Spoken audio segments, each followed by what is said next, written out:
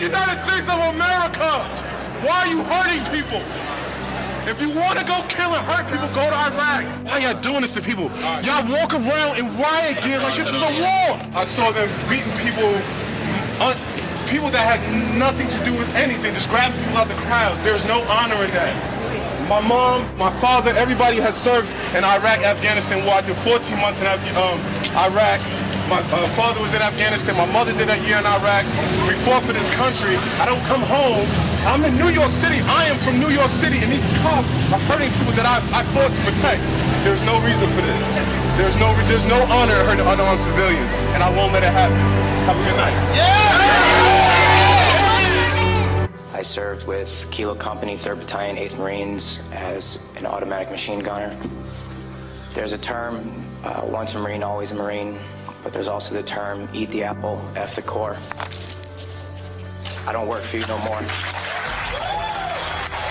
What sort of training did you have as a Marine? I mean, were you given cultural awareness? This Republican-Democrat thing, all the world is a stage. Obama is a puppet. He reads the script, he's a teleprompter reader, that's his official job, he doesn't make any decisions. Strings? The powers that be that have the majority of power in this world are those that control the financial system. The financial crisis engineered by these same criminals who are the ultimate fraudsters of the world. The Federal Reserve, the European Central Bank, those are the real string pullers, that's real power. War is out of control, and those who are destroying this world by fraud and deception is what's out of control.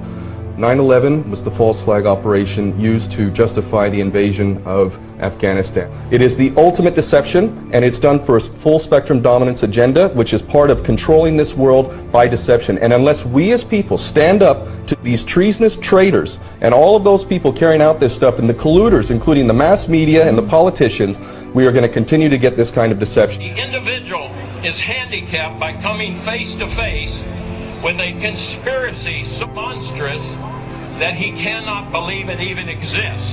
And that's the problem we have today. This conspiracy is so monstrous, so demonic, that we tell people about it and they say, you're crazy, this is America, it can't happen here. We have all the evidence needed to prove to anybody, if they'll just look at the evidence, that 9/11 was an inside job.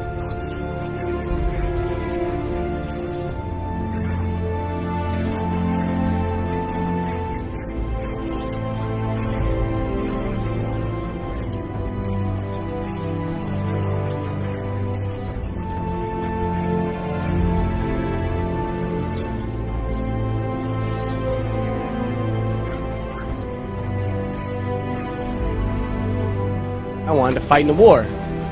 I joined up, month out of training, I arrived in Baghdad, Iraq. We believed 9/11 was a lie. This is in 04. Every soldier served believed 9/11 was a lie. We thought the people would expose the lie, know the war's a lie, and bring us home. I'm outraged at what is going on. Again, they're using this idea of patriotism and honor. That's bullshit. This war is not about honor. This war is about profiteering. This war is about money.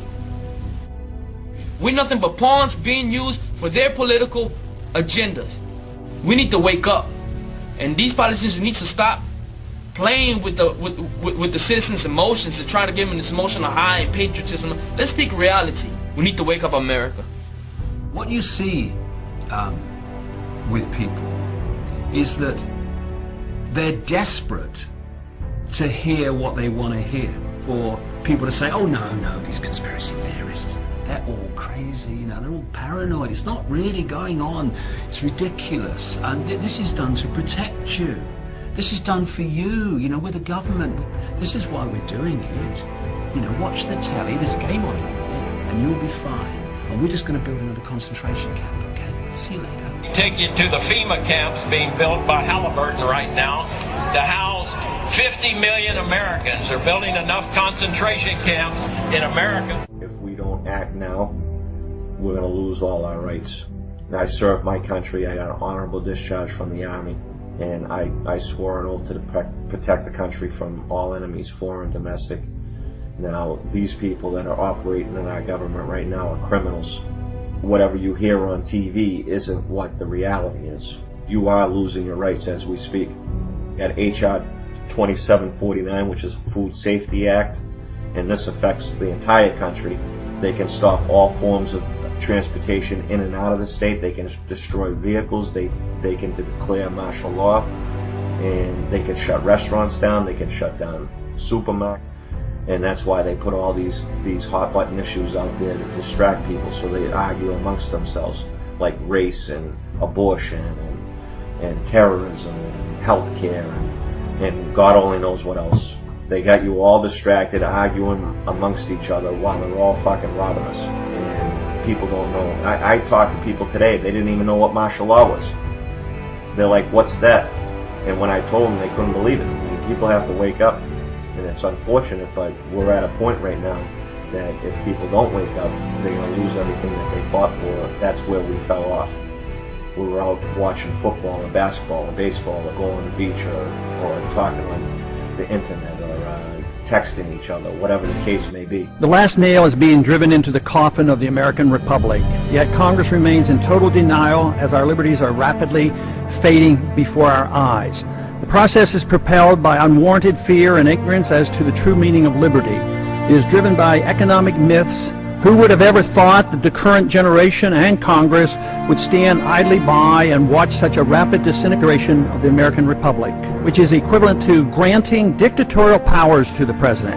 Our presidents can now, on their own, order assassinations, including American citizens, enforce indefinite imprisonments without due process, treat all Americans as suspected terrorists. It appears that the fate of the American Republic is now sealed. Every time our country stands in the path of danger, an instinct seems to summon her finest first. It's always the patriots who first hear the call. When loss of liberty is looming, as it is now, the siren sounds first. When ordinary hands can possess such an extraordinary instrument, that symbolizes the full measure of human dignity and liberty. That's why those 5 words issue an irresistible call to us all. So as we set out this year to defeat the divisive forces that would take freedom away, I want to say those fighting words for everyone within the sound of my voice to hear and to heed. From my cold, dead hands,